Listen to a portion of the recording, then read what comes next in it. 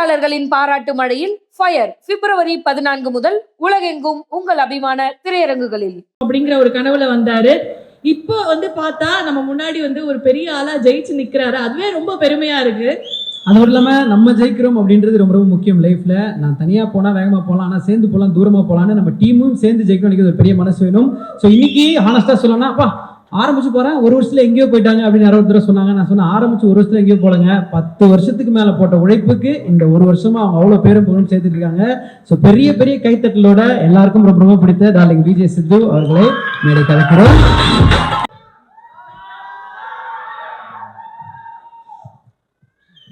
லைட்டாக பீதியாக இருக்குது. ஹாய், எல்லாருக்குமே வணக்கம். தேங்க்யூ. ஸோ நிறைய பேருக்கு தேங்க்யூ சொல்லணும், அதனால் மொத்தமாக தேங்க்யூன்னு சொல்லி முடிச்சிடுறேன். ஏன்னா சில பேரை விட்டுருவேன் நான். அதுக்கப்புறம் திரும்ப இப்போ 2-3 நாளாக இப்போ தான் அடித்து விட்டாங்க, திரும்ப அடமலை மாதிரி திரும்ப போட்டு அடிக்க ஆரம்பிச்சிருவாங்க. அதனால் எல்லாருக்குமே ரொம்ப ரொம்ப நன்றி.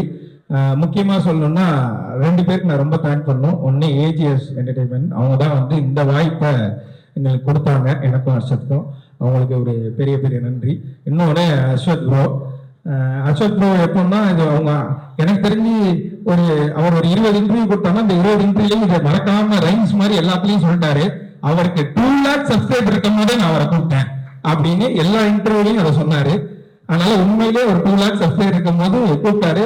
இன்னும் சொல்ல போனா நம்ம சேனல் ஆரம்பிச்சு 11,000 சப்ஸ்கிரைபர் இந்த மனுஷன் தான் எங்களுக்கு. அதனால என்னைக்குமே அதை நாங்கள் மறக்க தரவா டார்லிங். கதை சொல்றதுக்காக ஆஃபீஸ் கூப்பிட்டாரு டார்லிங். போய் உட்கார்ந்தோன்னே என்னென்னமோ நிறைய பேசினாரு. ஆனால் எனக்கு ஒன்றுமே புரியல. சரி, okay, done, you are the right guy அப்படின்னாரு. சரி, ஓகே, அப்போ நான் செலக்டா அப்படின்னு கேட்டேன். செலக்ட் தான் போ அப்படின்னாரு. போய் அடுத்த நாள் இவனை கூப்பிட்டு வர சொன்னார். சரி, நமக்கு தான் ஒன்றும் தெரில, தமிழ் மீடியம்லேருந்து வந்திருக்கோம், இவன் கொஞ்சம் நாலேஜான ஆள் தானே, அண்ணா யூனிவர்சிட்டியில் படித்தவனா, சரி இவனை கூப்பிட்டு போகிறேன். இவங்கிட்டையும் அந்த மனுஷன் அப்படி தான் பேசுகிறான். இது லைட் வரும், நீங்கள் இது பண்ணும், இது பண்ணும். அவனுக்கு ஒன்றும் புரியல. அதுக்கப்புறம் நாங்களே ஃபிக்ஸ் ஆகிட்டோம். சரி, ஓகே, நம்ம ஒரு ஹாலிவுட் படத்தில் நடிக்க போகிறோம் அப்படின்னு மாதிரி ஃபிக்ஸ் ஆகிட்டோம். சரி, ஹாலிவுட் படம் தானே நடிக்கிறதுக்கு போயிட்டோம். பார்த்தா ஹாலிவுட் கேமராமேனே அங்கே இருக்காரு. உள்ள ஏய் மார்க் மார்க் மார்க்னா மார்க் எங்க போயிட்டு, மார்க்ல நில்றா அப்படின்னாரு இவரு. ஓகே, அப்ப ஹாலிவுட் படத்தை தான் நம்ம நடிக்க போறோன்றது முடிவாயிட்டு. ஆனா பாதி நேரங்கள்ல இவங்க 2 பேரும் இங்கிலீஷ்ல மட்டும் தான் பேசிப்பாங்க. இதெல்லாம் நான் உண்மையிலேயே இந்த மேக்கிங், ஜாக்கி ஜான் படம் மேக்கிங்ல எல்லாம் கடைசியா போடுவாங்க, ஒரு கேமராமேனும் ஒரு டைரக்டரும் இங்கிலீஷ்ல பேசுறதெல்லாம். இதெல்லாம் நான் பார்க்கும்போது உண்மையிலேயே இவன்ட்ட சொல்லுவேன், நிறைய பேசுறாங்கடா, ஆனா ஒன்றும் புரியலடா.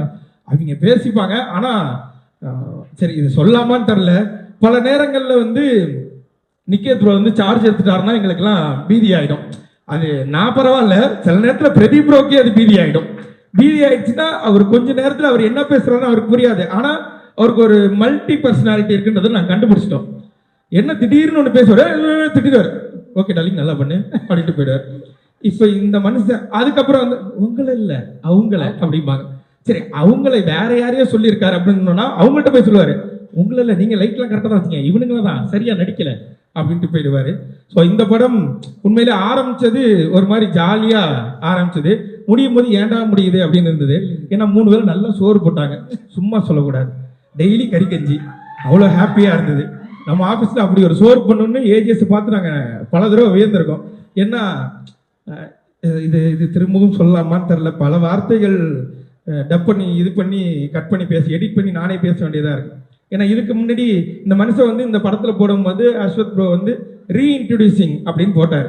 அதுக்கு முன்னாடி நாங்கள் ஒரு 2 படம் பண்ணோம், சொல்லக்கூடாது, நான் சொல்ல மாட்டேன் 2 பண்ணோம். அதில் இட்லி கேட்டால் இட்லி இல்லைன்னுவாங்க, தோசை கேட்டால் வீட்டிலேருந்து எடுத்துகிட்டு வர மாட்டேன்பாங்க.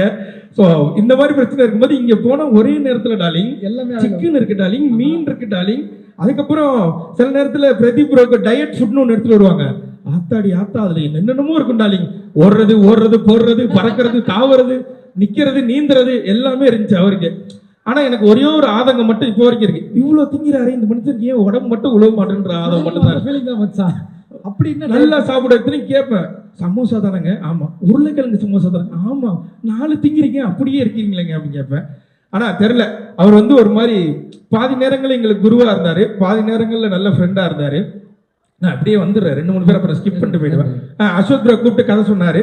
சொல்லிட்டு ஷூட்டுக்கு போனதுக்கு அப்புறம் அவர் சொன்ன கதை தான் இப்போ எடுக்கிறாரான்னு எனக்கு இவனுக்கும் பாதி நேரங்களில் சந்தேகம் இருக்கும். நம்மள்ட்ட சொல்லும் போது வேற சொன்னார், வேற எடுக்கிறாரா, அவர் என்ன எடுக்கிறாரோ அதை நடிப்போம், இதுக்கப்புறம் நமக்கு ஏதாவது வாய்ப்பு இருக்கான்னு கேட்டாங்க. எந்த வாய்ப்பும் இல்லை. அப்போ கிடைச்ச வாய்ப்பை யூஸ் பண்ணிப்போம் அப்படின்னு இது பண்ணது தான். ஆனால் எங்களை முழுமையாக நம்பி எங்களை கூப்பிட்டதுக்கு அஸ்வத்துக்கு ரொம்ப ரொம்ப நன்றி. ஏன்னா அஸ்வத் வந்து ஃபஸ்ட்டு கூப்பிடும் போது ப்ரோவில் ஆரம்பித்தோம், அப்புறம் வாடா போடா ஃப்ரெண்ட்ஸ் ஆனோம், மாமா மச்சான் ஆனோம். இப்போ என்ன மொழியில் நாங்கள் 2 பேரும் பேசிக்கிறோம்னு எங்களுக்கே தெரியல. சில நேரங்களில் எடுத்தவனையே ஹலோக்கு முன்னாடி ஒரே ஒரு கெட்ட வார்த்தை பேசுகிறான், ஒத்த வார்த்தை, அதை சொல்லி தான் ஆரம்பிக்கிறானே.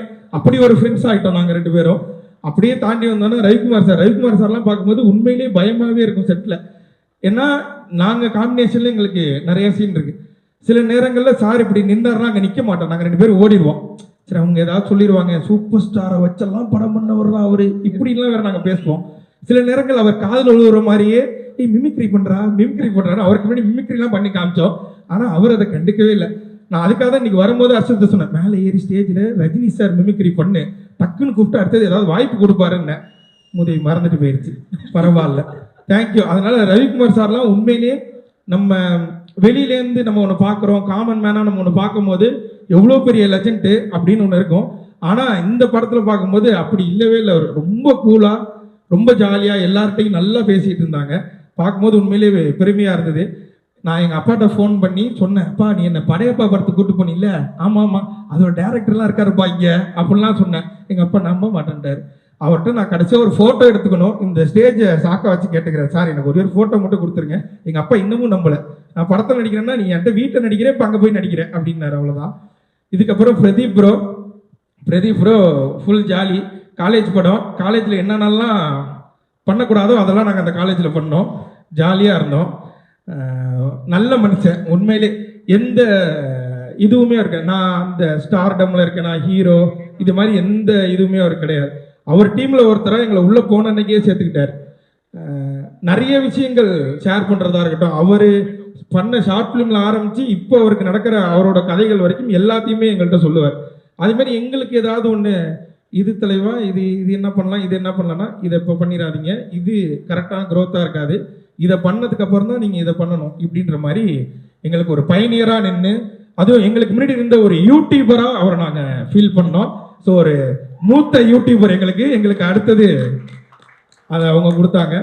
மித்தபடி எனக்கு இங்கே இன்னைக்கு தான் நிறைய பேர்த்த பார்த்தேன், அதனால் எனக்கு பாதி பேர்த்த தெரியாது. இதுக்கெல்லாம் இவங்க எல்லாருக்குமே ரொம்ப நன்றி. அதையும் தாண்டி இந்த பின்னாடி உட்கார்ந்துருக்கவங்களுக்கு ரொம்ப ரொம்ப நன்றி, தேங்க்யூ. நீங்கள் வீடியோ பார்த்தீங்க, அந்த வீடியோ மூலியமாக கொஞ்சமாக ஏதோ பேர் கிடச்சிது, அந்த பேர் எடுத்துகிட்டு வந்து இன்னைக்கு இந்த இடத்துல நிற்கிறோம். ஸோ 21ஆம் தேதி டிராகன் படம் தியேட்டரில் ரிலீஸ் ஆகுது. எப்படி யூடியூப்பில் பார்த்தீங்களோ அதே மாதிரியே தியேட்டர்லையுமே வந்து இந்த படத்தை பார்த்துட்டு கண்டிப்பாக உங்களுக்கு எல்லாருக்கும் பிடிக்கும், சப்போர்ட் பண்ணீங்கன்னு நினைக்கிறேன். நன்றி, thank you darling. Thank you darling. But இன்ஸ்டாவில் ஒரு ஸ்டோரி அப்போ போட்டிருந்தாரு இயக்குனர், இந்த மாதிரி இந்த வருஷத்தோட பெஸ்ட் நடந்த விஷயங்கள் அப்படின்னு சொல்லி நிறைய விஷயங்கள் கோட் பண்ணுறப்போ ஒரு தடவை உங்களை கோட் பண்ணி ஏதோ ஒரு ஸ்டோரி போட்டிருந்தாரு. அதை பார்க்கும்போது அவ்வளோ சந்தோஷமா இருந்து அந்த ஸ்டோரியை பார்த்தோம். இன்னைக்கு இப்படி டிராகன் ஸ்டோரியில் உங்கள் 2 பேரையும் பார்க்குறது எங்களோ சந்தோஷம். ஸோ நிறைய விஷயங்கள் தொடர்ந்து உங்களுக்கு சூப்பராக நடந்துட்டு இருக்கு, சுற்றி அவ்வளோ நல்ல நண்பர்கள் இருக்காங்க.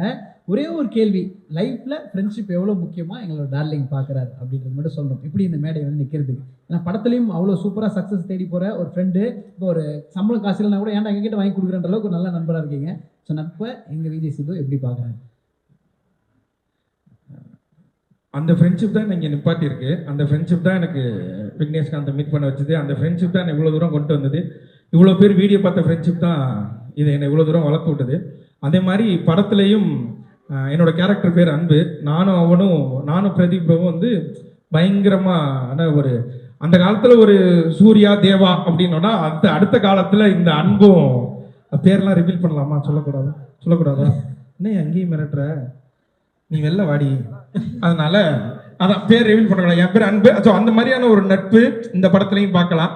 அண்ட் நிறைய பேர் வந்து இதை நிறைய இடங்களில் சொல்லிக்கிட்டே இருந்தாங்க, இது வந்து அந்த படமாக இருக்குது, இது வந்து இந்த படமாக இருக்குன்றது. ஆனால் இது நான் பார்த்துட்டேன், அதனால சொல்கிறேன், நீங்கள் யோசிக்கிற எந்த படம் மாதிரியும் இருக்காது. இது புதுசாக ஒரு நல்ல படமாக உங்களை என்டர்டெயின் பண்ணுற படமாக தான் இருக்கும். அதில் நான் ஷோராக சொல்கிறேன். Thank you bro, thank you. அண்ட் உங்க குட்டி பொண்ணுக்கு நான் ஒரு பெரிய ஃபேன் சொல்லிடுங்க தயவு செஞ்சு. நன்றி. உங்கள் 2 பேத்துக்கு நான் ஒரு பெரிய ஃபேன். உங்கள் 2 பேரையும் பார்க்கணும் தான் வந்தேன் டார்லிங். கதவை தட்டி இந்த வாய்ப்பு எனக்கு கிடைக்குமா அப்படின்னு வெயிட் பண்ணிட்டு இருந்த காலங்கள் தாண்டி இவரோட உண்மை உழைப்புக்காக மட்டுமே வாய்ப்புகள் அவரை தேடி ஒரு கதவை நோக்கி வர அளவுக்கு வளர்ந்திருக்காரு அப்படின்னு சொல்லலாம். எல்லாருக்கும் ரொம்ப ரொம்ப பிடித்த நம்ம டார்லிங் ஹர்ஷத் கான் அவர்களை மேடைக்கு பேச அழைக்கிறோம். அனைவருக்கும் வணக்கம்.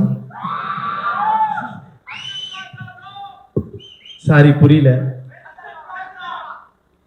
எல்லாருக்கும் வணக்கம். இங்க இருந்து பார்க்கும்போது தான் தெரியுது இவ்வளவு பேர் இருக்கீங்கன்னு. ரொம்ப ரொம்ப நன்றி. முதல்ல இந்த படத்துல என்ன நடிக்க கூப்பிட்ட அஸ்வத் சாருக்கு ரொம்ப ரொம்ப நன்றி. அப்புறம் இந்த படம் ப்ரீ ரிலீஸ் ஈவெண்ட் கூப்பிட்ட அஸ்வத் சாருக்கு ரொம்ப ரொம்ப நன்றி.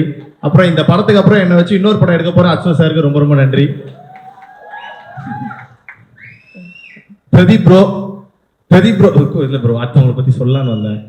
பிரதீப் ப்ரோ வந்து எப்படி சொல்றது, ஸ்டார்டிங்ல வந்து பேசும்போது ஹாய் ப்ரோ அப்படின்னு சொல்லி இன்ட்ரடியூஸ் ஆனாங்க. அதுக்கப்புறம் வந்து பேர் சொல்லி கூட ஆரம்பிச்சாங்க, அர்ஷத் இது பண்ணிக்கோங்க அது பண்ணிக்கோங்க. அப்புறம் வந்து டேய் நான் சொன்னா கேட்க மாட்டியாடா அப்படின்னு அந்த அளவுக்கு பயங்கர ஒரு க்ளோஸ் ஃப்ரெண்ட் மாதிரி பழக ஆரம்பிச்சிட்டாங்க. அது பிரதீப் ப்ரோவா இருந்தாலும் சரி, அஸ்வத் சாரா இருந்தாலும் சரி, ரெண்டு பேருமே வந்து இப்போ உண்மையாலே, அதாவது இப்போதான் சார்னு சொல்றேன், எங்க வாட்ஸ்அப் சாட்லாம் பாத்தீங்கன்னா வேற வேற இருக்கும். அந்த அளவுக்கு ஒரு நல்ல ஒரு ஃப்ரெண்ட் ஆயிட்டாங்க. ஸோ ரொம்ப ரொம்ப ஹாப்பி. டிராகன் பெரிய படம், இந்த பெரிய படத்துல கண்டிப்பா நானும் ஒரு ரோலா இருக்கேன் அப்படின்றதுக்கு ஏஜிஎஸ் என்டர்டைன்மெண்ட்க்கு ரொம்ப ரொம்ப நன்றி. Thank you ma'am. வேற என்ன பேசுறது இல்ல, மேடைன்னு வந்துட்டா சார், நான் கொஞ்சம் அடக்கமான பையன். ஒரு சில கேள்விகள் உங்ககிட்ட கேட்கணும் ஆமா, அப்படின்னு நீங்க அடக்கமான பையனாவே இருக்கு. நான் வந்து கேள்வி கேட்டு தெரிஞ்சுக்கிறோம். ஆனா இந்த அடக்கம்லாம் நாங்க கேள்விப்படலையே. நிறைய டிமாண்ட்ஸ் எல்லாம் வச்சிங்க. இந்த மாதிரி கேரவன் வந்து எனக்கு தனியா தான் வேணும், சித்து அவர்களும் நீங்களும் வந்து சேர்ந்தெல்லாம் வரமாட்டோம், அவர் முன்னாடி வரட்டும் அப்புறம் நான் பின்னாடி வரேன், இப்படிலாம் வந்து சொன்னீங்க. ஆக்சுவலா இதெல்லாம் சொன்னது அண்ணன் தான், நான் இல்ல. நீங்க மாறிட்டீங்களா? ஓகே. இல்ல அந்த மாதிரி தெரிஞ்சவங்க போயிட்டாருன்னு இல்ல அந்த மாதிரி எதுவுமே சார் அப்படி ஏதாவது சொன்னோமா சார்? இல்ல கண்டிப்பா அந்த மாதிரி எதுவுமே சொல்லல. ஏன்னா நமக்கு வந்து இந்த மாதிரி ஒரு வாய்ப்பு கிடைக்கிறதே பெரிய விஷயம். அதுல நம்ம சொல்லி கெடுத்துக்க வேணாம். ஏன்னா நமக்கு ஃபர்ஸ்ட் சனியே நம்ம வாய் தான், அதனாலதான். ஓகே சார், ரெண்டு பேர்ல யார் டார்லிங் நிறைய டேக் வாங்குவா? ஏன்னா நீங்க அந்த அடிக்கடி இன்டர்வியூஸ்ல சொல்லுவாங்க ஏன்னா இப்படி டேக் வாங்குறீங்கலாம் சொல்லுவேன். ரெண்டு பேர்ல யார் நிறைய டேக் வாங்குனீங்க? இதுக்கான பதில டைரக்டர் சார் தான் சொல்லுவாருன்னு நினைக்கிறேன். ஆனா ஆக்சுவலா என்னன்னா, நான் ஒரு டேக்ல பண்ணிடுவேன், அவரு தான் ஒரு 6 டேக் கேட்பாரு. அது ஆமா, டைரக்டர் சார் தான். நான் 1 டேக்ல பண்ணிடுவேன், அவர் வந்து இல்லடா கொஞ்சம் இப்படி மாத்தலாம் சொல்லி 6 டேக் கேட்பாரு. அதுக்கப்புறம் ஒரு 7 8ன்னு போய் அப்புறம் நிக்கேத் சார் டென்ஷன் ஆயிடுவாரு. why should I take the camera man, just lift up அப்படின்னு இங்கிலீஷ்ல எல்லாம் பேசுவாரு. ஆனா நிக்கேத் சார் உண்மையாலே மைக் எடுத்து ரொம்ப சாதுவா பேசுனது இந்த மேடையில தான். ஷூட்ல அப்படி கிடையவே கிடையாது. நான் கூட அந்த பிலிமை பார்த்து நல்லா நம்பிட்டேன். இல்ல பயங்கரம். எனக்கு என்னன்னா சார் அதுக்கு முன்னாடி வந்து சூரிய போட்டு பண்ணியிருக்காங்க, இன்னும் பெரிய பெரிய படம்லாம் பண்ணியிருக்காங்க. கரெக்டா எனக்கு ஃபர்ஸ்ட் நாள் அதுல வேற எது ட்ரைபாடு அந்த மாதிரி போட்டா கூட சாருக்கு பெரிய ஒரு கஷ்டம் இருக்காது. ஷோல்டர்ல தூக்கி வச்சிட்டாரு என்னோட ஷாட். அப்போ நான் வந்து நிக்கணும், ஒரு மார்க் கொடுக்குறாரு, நான் தாண்டி போய் அவர் மடியில விழுவுறேன். ஏய் ஹியர் மேன் ஹியர் அப்படின்றாரு. சார் ஒரு 1 minute சார் ஸ்வெட் ஆகுது. அப்புறம் அவர் பார்த்துட்டாரு, ஒரு நிமிஷம் லைட்டா ஆஃப் பண்ணுங்க தம்பி கொஞ்சம் பயப்படுறாப்லன்னு சொல்லி வந்து அவரே எனக்கு ஸ்வெட்டெல்லாம் தொடச்சு விட்டு ஒன்றும் பிரச்சனை இல்லை, chill, we have time, we have everything அப்படின்னாரு. ஓகே சார், ஒண்ணுமே புரியல, நான் போயிடுறேன் சார் அப்படின்னு சொன்னதுக்கு அப்புறம் தான் சார் ஓகே அப்படின்னு சொல்லி அதுக்கப்புறம் ஜாலியா ஃப்ரெண்ட் ஆகி லாஸ்ட் நாள்லாம் எனக்கு பேக்கப்னு சொல்லும் போது யாரெல்லாம் எனக்கு கை தட்டினாங்கன்னு தெரியல, சார் எனக்காக பாட்டு பாடி hip hip hooray hip hip hooray அதெல்லாம் சொன்னாரு. ஸோ சாரோடய ஒர்க் பண்ணது ரொம்ப ரொம்ப ஹாப்பி. Thank you sir. அது நீங்க பேசுறதுலயே வந்து நல்லா தெரியுது. டக்குன்னு வந்து இமிட்டேட் பண்ணி யார் எப்படி பேசுவாங்கன்னு கரெக்டா சொல்லிடுறீங்க, சரியா? ஆனா அஸ்வத் சார் வந்து எப்படி வேலை வாங்கினாரு, ஒரு டைரக்டரா அவர் எப்படி உங்ககிட்ட வேலை வாங்கினாரு, பிரதீப் சாரா அவரும் எப்படி பேசிப்பாங்க, சித்து அவர்களுக்கு வந்து எப்படி வேலை வாங்குவாரு, இதெல்லாம் எங்களுக்கு பண்ணி காட்டுங்க. பண்ணி காட்டணுமா? பேசி காட்டுங்க. இல்ல இப்பதானே டிஓபி மாதிரியே பேசி காட்டுங்களே, கூட இருந்து அப்சர்வ் பண்ணிருப்பீங்கல்ல. அவங்க வந்து ஏன்னா அவங்க 2 பேரும் ரொம்ப வருஷமா 12-13 வருஷமா அவங்க 2 பேர் ஃப்ரெண்ட்ஸ்ன்றனால ஒரு டைரக்டர் ஒரு ஆக்டர் அவங்களுக்குள்ள இருக்க ஒரு கான்வர்சேஷன் மாதிரியே இருக்காது. ஃப்ரெண்ட்ஸ் மாதிரி தான் கேஷுவலா இருக்கும். மச்சான் நான் இது ஒன்று பண்ணியிருக்கேன்டா, நான் இது ஒன்று பண்ணி மச்சான் நான் இது ஒன்று போடுறேன்டா, நான் இது பண்றேன்டா, ரொம்ப கேஷுவலா பேசிப்பாங்க அவங்க. ஸோ அது பார்க்கும்போது உண்மையாலே இப்படி ஒரு ஃப்ரெண்டு நமக்கு இல்லையே அப்படின்ற ஒரு ஃபீல் வரும். இங்கேயே இருக்காரு பக்கத்துல, இப்படி ஒரு ஃப்ரெண்டு நமக்கு இல்லையேன்ற ஃபீல்.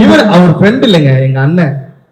அங்கேயும் அண்ணனா தான் இருந்தாங்க, அதுக்கப்புறம் இதே மாதிரி தான் இருந்தாங்க. பட் மச்சான் இது நம்ம ஞாபகம் வச்சுக்கிறோம் darling. But anyway thank you darling. எங்களுக்கு என்ன ரொம்ப ரொம்ப சந்தோஷம்னா, நாங்கள் பார்த்து ரசிக்கிற 2 பேரை இன்னைக்கு வெள்ளித்திரையில பார்க்க போறோம், ரசிக்க போறோம், கொண்டாட போறோம். அவ்வளோ பெரிய சந்தோஷம். கண்டிப்பா ஒவ்வொரு கைத்தட்டலும் உங்களுடைய உழைப்புக்காக கிடைக்கிறது தான். Lots of love to you. இன்னும் பல படங்கள் உங்களை பார்க்க அண்ட் டிராகன் ஸ்கிரீன்ல என்ஜாய் பண்ண எங்களை மனமார்ந்த வாழ்த்துக்கள் darling. Thank you and love you. ரொம்ப ரொம்ப நன்றி எல்லாருக்கும். டிராகன் படம் February 21st ரிலீஸ் ஆகுது. எல்லாரும் திரையரங்கில் பார்த்து உங்களுடைய சப்போர்ட் கொடுங்க. Thank you, love you all. Thank you so much.